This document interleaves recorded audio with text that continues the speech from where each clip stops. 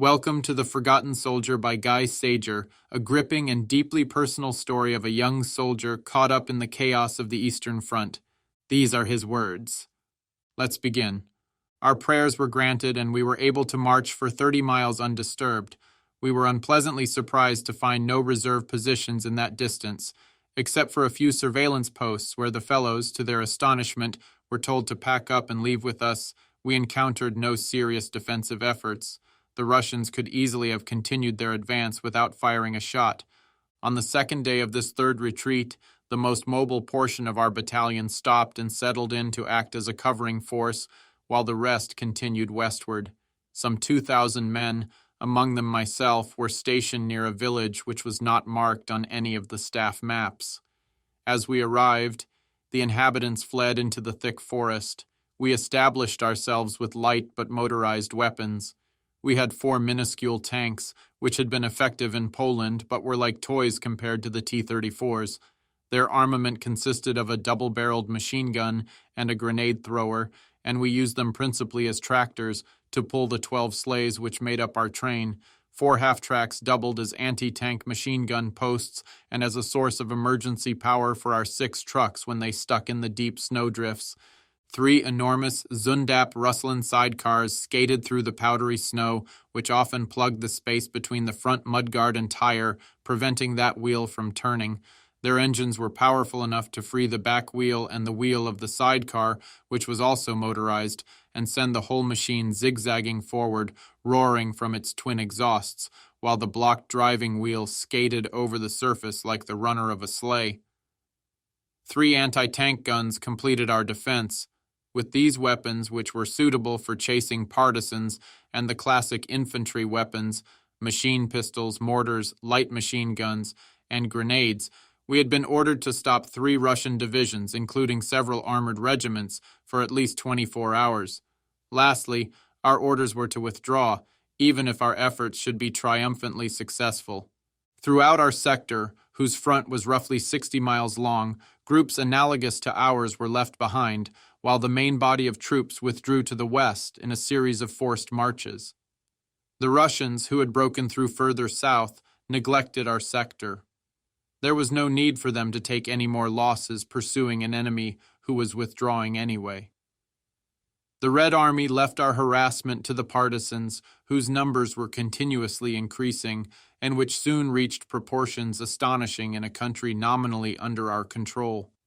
On Stalin's orders, they intensified the desperation of our retreat with sudden ambushes, shells with delayed action fuses, booby-trapped and mutilated bodies of men from interior positions, attacks on supply trains, isolated groups and rallying points, hideous mutilation of prisoners, and a constant refusal of contact with units capable of fighting. The partisans, or terrorists, a name they richly deserved, always took on easy victims, and greatly intensified the usual cruelties of wartime. By these means, they achieved an effect which the regular army was never able to equal. The Wehrmacht bent before the power of an incomparably greater enemy. The unbearable harassment by partisans was added to the overwhelming and heroic rigors of the front, while our territories in the rear no longer guaranteed any repose to our exhausted troops. The Ukraine, which had shown some sympathy for us, was itself pillaged by partisan bands on orders from Moscow. The Ukrainian population had to choose and be actively for one side or another. The partisans either killed or enlisted the young Ukrainians who had until then been so respectful to us. The invisible war triumphed, war which no longer offered any retreat or calm or pity. Wars of subversion have no face, and like revolutions create their own martyrs, innocent victims and hostages, and provoke confused judgments of ill-considered actions. Men kill for revenge, in reprisal for what has happened or might happen. The partisans were pouring oil onto a huge conflagration. In the name of Marxist liberty, the Ukraine was forced to alter its attitude. German and Ukrainian alike grew bitter and full of hate. The war became a total war, a war of scorched earth, offering the towns and villages in its path no more relief than we would eventually receive when we became the vanquished. In this period, as the war attained the most violent paroxysms of an already unbearable conflict, our unit sat out its sentence of round-the-clock guard duty in the murderous cold. Over the snow-covered ground, silence hung, unbroken except for the occasional howl of a gray taiga wolf deep in the forests, which were still largely unexplored. A quarter of our men were always on guard, watching from the shelter of ludicrously inadequate fortifications or frost-covered tank turrets, or mounting hurried patrols at the edge of the forest. The rest waited in the abandoned izbas. The stoves in these huts had been systematically destroyed before we arrived, no doubt by partisans who hoped that without shelter we would die of cold. Some of the izbas were open to the sky, with their roofs burned or pulled off. Probably the partisans had not had time to destroy the village completely before we arrived. There were far too many of us for the number of buildings still standing, and hundreds of men were reduced to finding what shelter they could, huddled behind gutted walls whose only roof was the heavy, opaque fog. Inside the walls, these men burned everything they could find. In the better izbas, the intense flames threatened to set fire at any moment to the structures themselves. Our exhausted troops no longer bothered to collect dead wood from the forest, and burned every combustible fitting left in the huts. Cursing at the smoke which blinded them, and which in the roofed izbas escaped only through the open doors, our soldiers packed closely together for warmth, tried to sleep on their feet, despite the coughs which shook their bodies. In the izbas without roofs, smoke was never a difficulty, but the men were never warm. Those closest to the fires rapidly grew so hot they had to move, while others, only 4 or 5 yards away, felt only the faintest warming of the air, whose temperature rose to 15 or 16 degrees above zero. Every 2 hours, another quarter of the men went back to the dugouts to make room in our precarious sleeping quarters for those who would return white with cold. The winter was now serious, 15 degrees below zero according to the thermometer of our radio group. As before, our general state of filth aggravated the situation. Any desire to urinate was announced to all present, so that hands swollen by chilblains could be held out under the warm urine, which often infected our cracked fingers. I was taking my first tour of guard duty in the early morning hours of polar darkness, and my second began at 1 o'clock in the diffused light of midday, which was veiled by a sky as dark as the sky over Tempelhof the day it was destroyed. Toward the end of my patrol, the day would turn an unusual pink. By 3 o'clock, when I returned to the smokehouse, there was nothing further to report. My eyes hurt me, and my nose was so inflamed by frostbite I could no longer bear to leave it uncovered. We hid our faces like Chicago gangsters, with our collars raised and tied around our faces with scarves or strings. An hour later, the pink light turned violet, and then gray. The snow turned gray too, and then it was dark, from mid-afternoon until 9 the next morning. With darkness, the temperature always plunged sharply, often to 35 or 40 degrees below zero. Our material was paralyzed, gasoline froze, and oil became first a paste and then a glue, which entirely blocked the mechanism. The forest rang with strange sounds, the bark of trees bursting under the pressure of the freezing. Stones cracked only when the temperature fell to 60 degrees below zero. For us, the horror we had been dreading for so long had arrived. Winter at war, a reality we had almost forgotten, fell on us like the die of a gigantic press ready to crush us. Everything combustible was burned. A lieutenant defended 2 of our sleighs with a gun against some 40 Lanzer, whose breath rattled through their congested lungs. The nose of every face cover developed a block of ice which grew larger as each fresh breath condensed and froze. "We want the sleighs for wood," the men shouted. "Get back," the lieutenant screamed in reply. "The forest is full of wood." The Lanzer stared at him, wondering what good the sleighs would do them if they all froze. A party sent out to fetch wood from the forest ran to the shelter of the trees. Faceless specters returned with bundles which they threw down onto the dying fires. The fires had to be kept alive, which made rest impossible. We prayed that the Russians wouldn't attack. All attempts at defense had been abandoned. Guard duty was the hardest of all. To stand still, one seriously risked being frozen alive. At 9 o'clock, it was my turn again. 15 of us were standing watch in the ruins of a building crusted with hard snow which cracked like glass. We got through the first half hour beating each other to keep our blood moving. The second half hour was torture.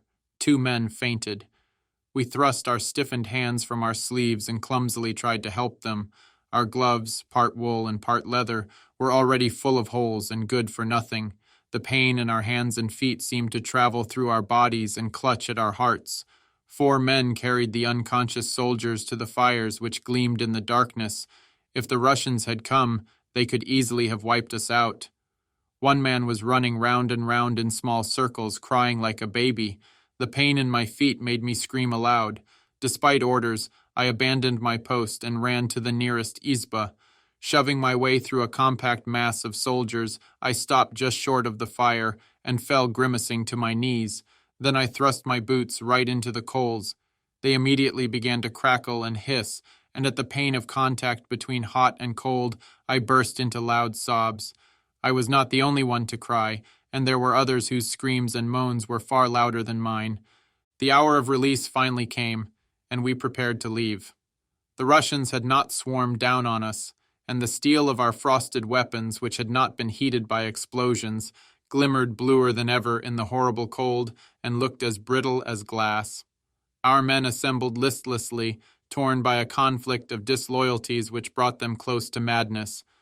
Although no one had covered himself with glory fighting against the Russians, another fight, which was equally formidable, had been fought against the cold and our exhaustion and filth and the lice we scarcely felt. They had become so much a part of our everyday condition. The cold had also claimed its victims. 3 times, detachments of the last group on guard had returned to the fires carrying inert bodies.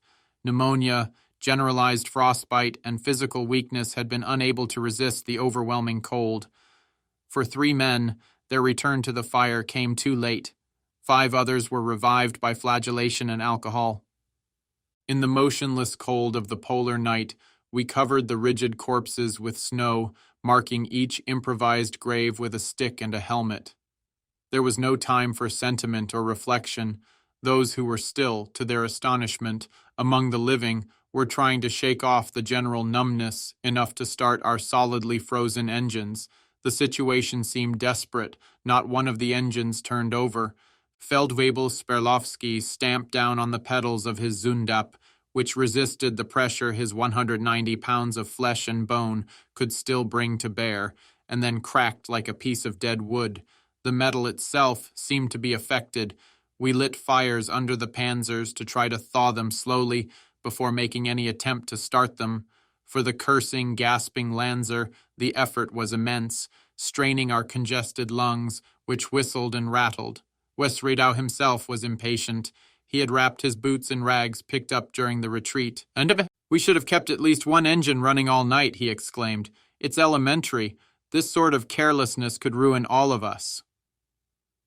We listened to him with expressionless faces. Undoubtedly, several among us would have regarded death as a deliverance. An hour or so later, we heard the asthmatic backfire of an engine. Someone had managed to start one of the half-tracks. The driver let it warm up for a while and set to work on the gearbox, which had not yet thawed. After 2 hours of intense effort, our column set out, under orders to maintain the lowest possible speed. Until the machines had reached a certain minimum temperature, we had to limp after them on foot. At midday, there were several breakdowns, and the convoy had to stop. The radiator hoses of several vehicles had been damaged by the pure alcohol in the radiators, and we had to repair them, using spare parts if we were fortunate enough to have them. Otherwise, we patched them up as best we could.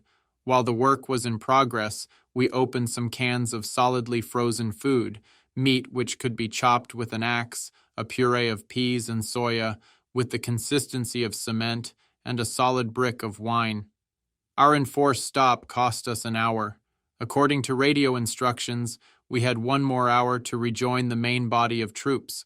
We were crossing the territory of one of our interior defense posts, 2 round blockhouses and 3 or 4 huts built into the ground. No one came out to meet us, and the place seemed deserted.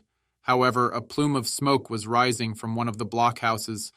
No doubt the men inside were asleep beside a warm fire, We sent a small group over to investigate.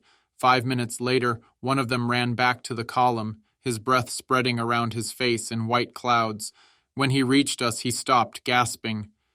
"Everything in there has been destroyed, Herr Hauptmann, and everyone is dead. It's terrible." Every gray face filled with anxiety. Looking more closely, we saw that the doors of the izbas had all been knocked in, and that 4 or 5 bodies lay beside one of the huts. "Partisans!" someone shouted. 6 men recently killed. "There's been fighting here recently, Herr Hauptmann. Those bandits must still be holding their guns."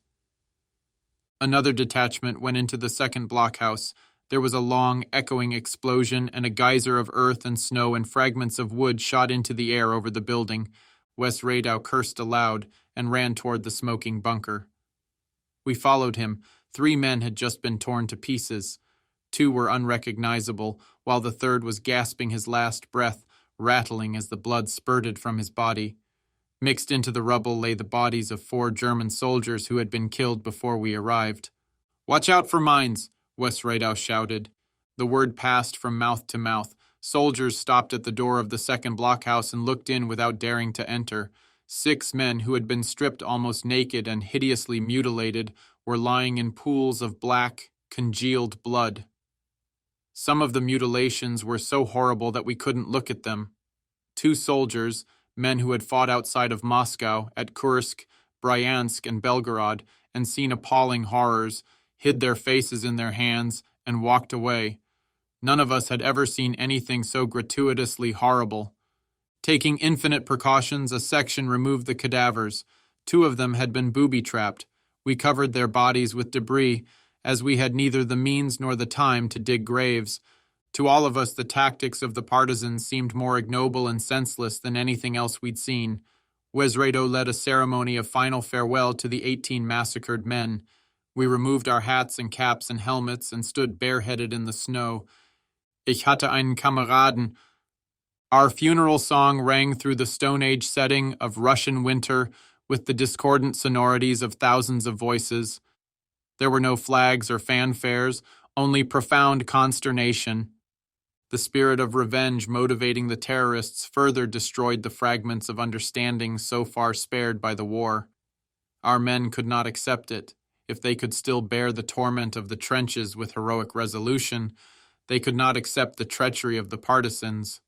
Our column set out again. As we passed the center blockhouse, we saw the coarse placard thrust into the snowy mound. Across it, scrawled in charcoal, we read the word revenge. We drove on for another hour. The snow, which deadened the noise of our vehicles, also intensified distant sounds. Suddenly, we heard the crackle of automatic weapons. Wes Radau, together with our 2 other officers, ordered us to halt. Immediately, we heard the noise of firing more distinctly. Some 5 miles to the west, fighting was in progress. We were ordered forward on the double. The tank crews wanted to go on ahead and rush to the scene of combat, but our officers couldn't allow them to leave the column. We had to stay together, with our tank tractors each pulling 3 Russian sleighs loaded with men and equipment. The half-tracks helped the trucks, which would never have been able to make it alone. I was riding on the 3rd sleigh of one of these trains. Behind us was a large sidecar whose transmission was failing. The tanks were pulling with full power, to the great peril of their own mechanisms. The crackle of guns grew continuously louder. Suddenly, Wes Radau stopped the convoy and jumped down to check his maps. Everyone on the sleighs was ordered to follow him, and I found myself going into action once again. The panzers detached themselves from their trains and drove toward the noise. We followed, running as fast as we could, waved forward by Wes Radau, who came with us in a large BMW sidecar. A Steiner with an 80mm mortar skidded past us in a cloud of whirling snow. Gasping for breath, we ran along the track made by the tanks. They had pulled far ahead of us and entered into combat with the enemy some 10 minutes before we reached the scene of fighting. We could hear their machine guns ripping into the air, sounding much louder than usual. The sidecar came back toward us and suddenly spun round. "Spread out into the forest!" We carried out the order, some of us remaining behind to pull out the sidecar, which was stuck in a drift, before running on through the trees, standing up as straight as the masts of ships. The virgin snow rasped and cracked in great sheets under our weight. We could no longer see the tanks, which seemed to be pursuing an enemy in flight. We didn't meet any partisans ourselves. 20 minutes later, a flare called us to the nearby blockhouse, which was like every other. It was supposed to guard the track, which in normal times was heavily used. The post had been attacked by partisans, which, of course, we had to expect, probably the same band that had massacred the men we'd found earlier. Here, fortunately, there had been time for the defense to react. Of the 22 men holding the post, 6 had been wounded and 2 killed. Some 20 enemy dead or wounded lay on the trampled snow. There were also several guns, Russian and German and some American. A few wounded partisans were trying to crawl into the forest. No order could have stopped our men. They fired at the Russians and put an end to their suffering. 2 shaggy prisoners had fallen into our hands. Their eyes rolled wildly like the eyes of trapped wolves, and they answered our questions with absurd, repetitive replies. We, not communists. What did they take us for, or did they really know nothing? That, of course, was possible. They looked like beasts being dragged to slaughter. No talk was possible, and our men were muttering for revenge. Wes Radow looked at the partisans and then at us. He tried a little longer to get something from the prisoners, but his efforts were unavailing. Finally, his patience exhausted, he raised his arm with feigned indifference. Our men grabbed the 2 prisoners and pushed them along in front of them. The human wolves looked back, snarling. But the sight of our guns made them lose their heads. They began to run and ran until the first volley caught them and knocked them to the ground. The post had been saved at the last possible moment. According to the men who'd been there, at least 400 partisans had attacked them, and the fighting had lasted for over 2 hours. The men greeted us with bear hugs. They were overjoyed to hear that we had brought an evacuation order with us. For the moment, we seemed to be acting as the last broom of the Wehrmacht, making a clean sweep. To crown the misery of the day, a hideous incident occurred within 10 minutes of our departure from that place.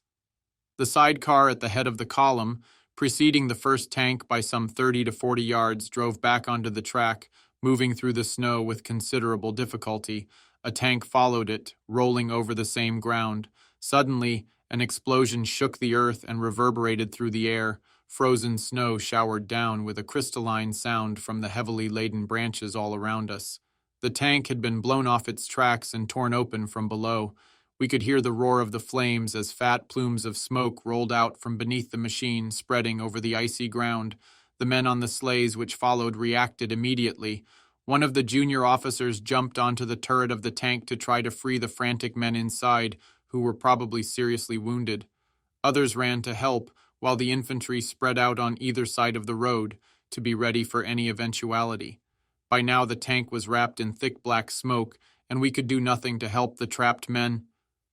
We emptied 3 extinguishers onto the blackened metal, but the flames inside only increased in violence.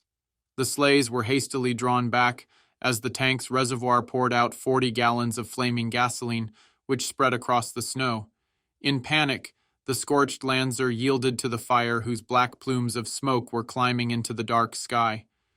In helpless anger, officers and men alike watched the immolation of 3 men. The smell of burned flesh mingled ignominiously with the smell of gas and oil. The 2 men in the lead sidecar had passed over the same spot a few seconds before the tank. Their tires must have missed the detonator of the partisans' mine by only an inch or 2. They also watched the hideous scene with cold sweat running down their spines. The column abandoned the burning tank, whose flames had begun to make its ammunition explode. We also abandoned 3 heavy sleighs and some of our materiel, which we burned. The men who had ridden on those sleighs found places on other vehicles. We all made a wide detour to avoid the exploding machine gun bullets. We left behind the tomb of 2 men who had been killed without a chance to defend themselves, 2 men who had 3 years of fighting behind them and who deserved Valhalla. That concludes the 31st part of the story. Thank you very much for listening. Please subscribe for more episodes and leave a comment.